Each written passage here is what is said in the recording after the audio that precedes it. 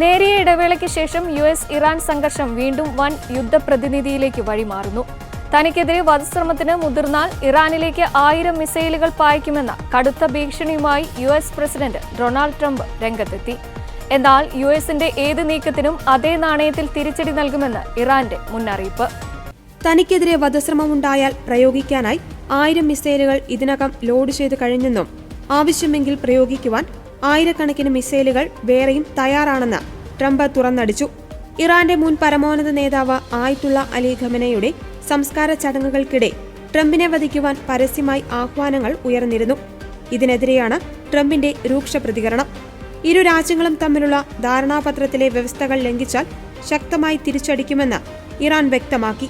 കൂടാതെ US-ഉമായി ചർച്ചകൾ തുടരുവാൻ ഇറാൻ താൽപര്യം പ്രകടിപ്പിച്ചെന്ന ട്രംപിന്റെ അവകാശവാദവും അവർ പൂർണ്ണമായി തള്ളി. അന്താരാഷ്ട്ര വ്യാപാര പാതയായ ഹോർമൂസ് കടലിടുക്കിനെ ചൊല്ലിയുള്ള തർക്കങ്ങൾക്ക് പിന്നാലെ ഭരണാധികാരികൾ തമ്മിലുള്ള വ്യക്തിപരമായ വധശ്രമ ഭീഷണികൾ കൂടിയായതോടെ പശ്ചിമേഷ്യയിൽ വീണ്ടും യുദ്ധഭീതി നിഴലിക്കുകയാണ്.